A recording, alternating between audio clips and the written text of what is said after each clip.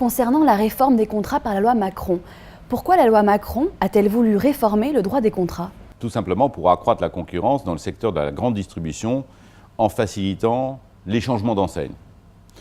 Alors cette disposition fait suite à un avis de l'autorité de la concurrence de 2010 qui avait constaté la rigidité dans le secteur de la distribution, le verrouillage des magasins dans les enseignes de distribution et qui avait recommandé toute une série de mesures, la limitation de la durée des contrats, la limitation des clauses de non-concurrence post-contractuelle, la limitation des clauses de non-réaffiliation. En quoi consiste la réforme? Alors la réforme Macron des contrats de distribution a prévu trois dispositions. L'échéance commune des contrats, l'indivisibilité des contrats et l'interdiction des clauses limitant la liberté commerciale de l'opérateur à la fin du contrat.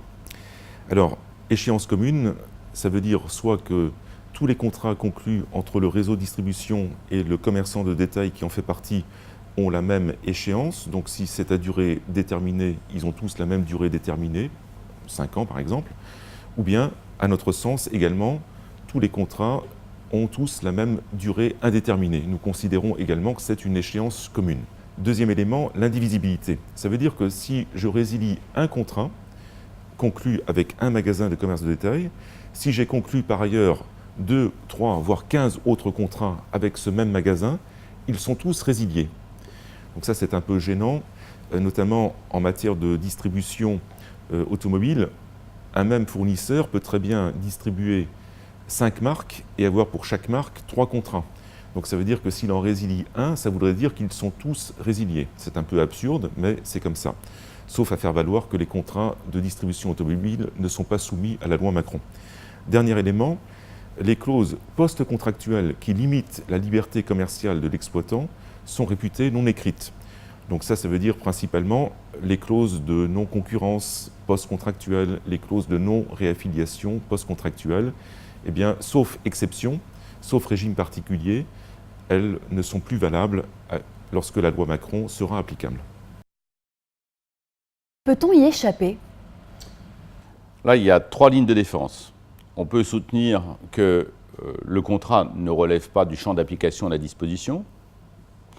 On peut soutenir que le contrat respecte la disposition, ou bien dans une stratégie de rupture, on peut soutenir que la disposition elle-même n'est pas conforme au droit européen. Alors en ce qui concerne le champ d'application, tout d'abord, le texte exige une obligation d'exclusivité ou de quasi-exclusivité. Une exclusivité de fait ne suffit pas. D'autre part, le texte évoque le magasin de commerce de détail, ce qui signifie qu'un magasin qui vend aux professionnels n'est pas concerné. Le texte, troisièmement, suppose que le but, c'est l'exploitation en commun du magasin, ce qui signifie concrètement que la disposition ne peut viser que des réseaux distributeurs et pas des réseaux fournisseurs. Puisque dans le cas d'un réseau fournisseur, le magasin n'a pas pour objet de travailler en commun avec le fournisseur, il a pour objet de vendre les produits du fournisseur.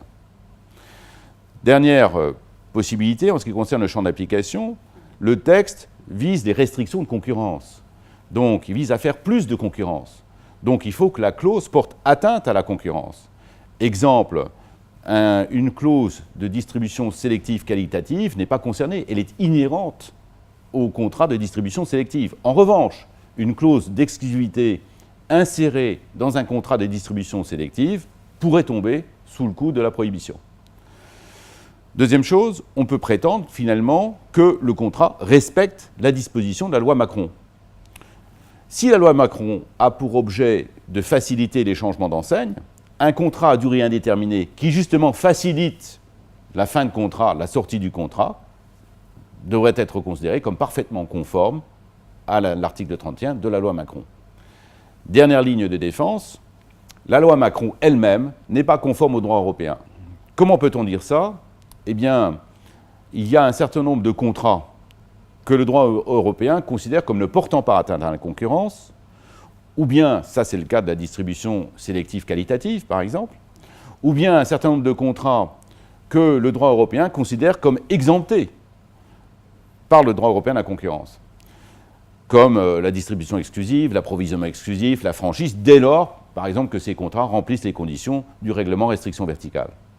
Tous ces contrats doivent donc échapper à la prohibition, parce que cette prohibition serait contraire à l'exemption communautaire. La loi a-t-elle rempli ses objectifs?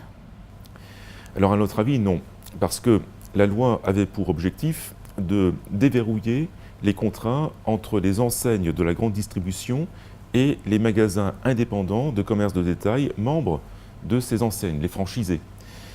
Eh bien, cet objectif n'est pas du tout rempli puisque ces contrats seront toujours verrouillés, puisque ces contrats sont des contrats de franchise avec transmission d'un savoir-faire, et on peut très bien prévoir encore dans ces contrats des clauses de non-concurrence post-contractuelle de 1 an ou des clauses de non-réaffiliation de 1 an. Donc le distributeur continuera à être verrouillé en pratique.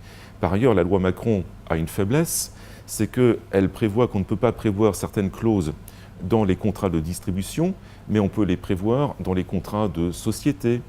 Et le grand distributeur peut très bien prendre une action dans la société de son distributeur et prévoir les clauses restrictives dans le contrat de société ou dans le pacte d'actionnaire. Donc je dirais que la loi Macron a totalement manqué son objectif. En revanche, elle a rempli un objectif qu'elle n'avait pas, c'est de rendre la vie de tous les autres fournisseurs et distributeurs plus difficile, puisqu'il faut qu'ils se posent tous la question